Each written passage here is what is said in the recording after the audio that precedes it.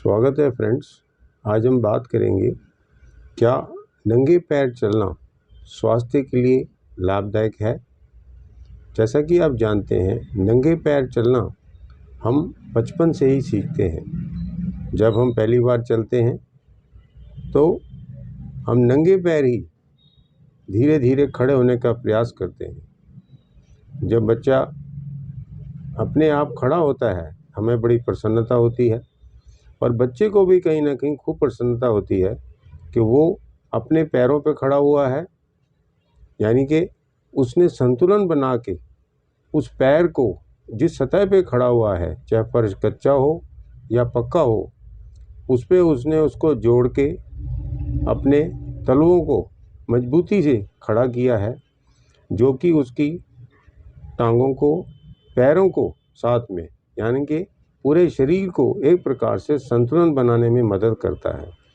अब रही बात है कि नंगे पैर चलना जिस सतह पे, उसका लाभ और उसी प्रकार से बढ़ जाता है।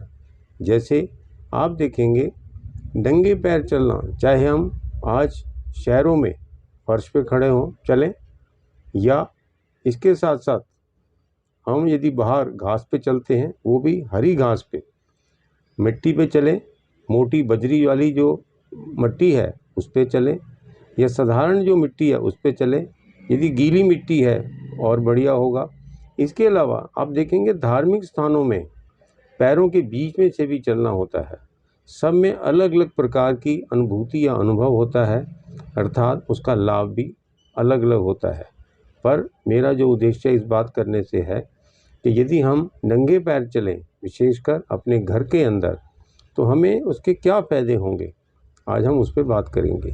नंगे पैर चलना, जिस प्रकार से बच्चा बड़ा होता है, स्कूल जाता है, हम बड़े लोग अपने काम पे जाते हैं, और उसी प्रकार से जिस प्रकार से बीमारियां हुई हैं, उसलिए हम डॉक्टर लोग भी कहते हैं नंगे पैर ना चलें, आप चप्पल या जूतों का प्रयोग करें। विशेषकर जिन लोगों को एलर्जी है, पैरों में इन्फेक्शन है, या जिनको डायबिटीज़ है, उनको किसी प्रकार की चोट ना लग जाए, उससे बचने के लिए ये सावधानी आम तौर से कही जाती है। पर मेरा उद्देश्य क्या है, क्या नंगे पैर चलने से हमें क्या लाभ मिलता है, इस पे आज मैं बात करूँगा। आप जानते हैं, जब नंगे पैर हम चलते हैं तो चलने से क्या होगा, उसका जो जिस सतह के साथ हमारा पैर टकराता है, या यूं कहिए सतह फ्रिक्शन के साथ एक्यूपंक्चर या एक्यूप्रेशर के होने से जो पैर की नाड़ियां हैं, यानी कि नर्व्स, उसको स्टिमुलेशन होता है। स्टिमुलेशन होने से वहाँ का खून का दौरा ठीक होता है। जब खून का दौरा ठीक होता है तो यदि डायबिटिक लोग हैं या और लोग भी कोई हैं जिनका वज़न ज़्यादा है या जिनका कोलेस्ट्रॉल ज़्यादा है, उनका शुगर लेवल तो कम अवश्य होता है। खून के दौरा होने से वाइट जो सेल हैं वो कम होते हैं, और जो आरबीसी हैं, रेड ब्लड सेल, वो बढ़ते हैं। ऐसे ही जिस सतह से हम चलते हैं, जैसे मिट्टी है, पानी है, उसके अंदर जो आयंस हैं वो हमारे कहीं ना कहीं पैर की सतह पे लगने से वो आयंस हमारे शरीर में जाते हैं। हमारे शरीर की जो गर्मी है वो बाहर निकलती है, जिसको अर्थिंग भी कहा जाता है या ग्राउंडिंग भी कहा जाता है। ऐसे ही इस प्रकार के आयन जाने से हमारे शरीर के अंदर पैरों के माध्यम से एंटीऑक्सीडेंट प्रभाव होता है। आप देखेंगे, ब्लड शुगर हमारी कंट्रोल होती है, जो कि जनरली डॉक्टर्स लोग भी चलने के लिए कहते हैं। उनका उद्देश्य यही होता है कि खून का दौरा ठीक हो, वहाँ का शुगर ठीक हो, नाड़ियाँ मजबूत रहें, किसी प्रकार की रुकावट जो जनरली नाड़ियों के खून के दौरे से कम होती हैं, जिस प्रकार से सर्जरी हो रही है उन लोगों की, उससे हम बचते हैं। इसलिए अधिकांश डॉक्टर कहते हैं आप चलिए। तो आप समझिए, इन सब चीज़ों से आपका शुगर भी कंट्रोल होगा, आपका ब्लड प्रेशर जो बढ़ रहा है वो भी कम होगा, आपके अंदर एंटीऑक्सीडेंट या फ्रेशनेस आती है, इसके आने से आपकी इम्यूनिटी भी बढ़ती है, आपकी नींद अच्छी आती है, आप ठीक से सो पाते हैं, और आदमी के अंदर एक अच्छी फीलिंग आती है, जिसको हम कहते हैं सेंस ऑफ वेलबींग। जब सेंस ऑफ वेलबींग आती है तो हमारा जो मूड है वो भी अच्छा होता है, हमारा जो मोराल है वो भी बढ़ता है।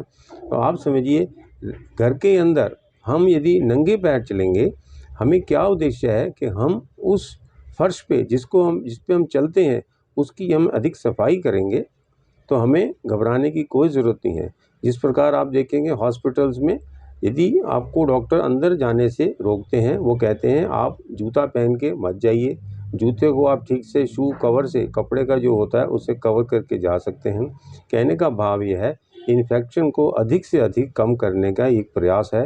यदि हॉस्पिटल्स में है तो क्यों ना हम अपने घर के अंदर यदि फर्श को ठीक से सफाई रखें।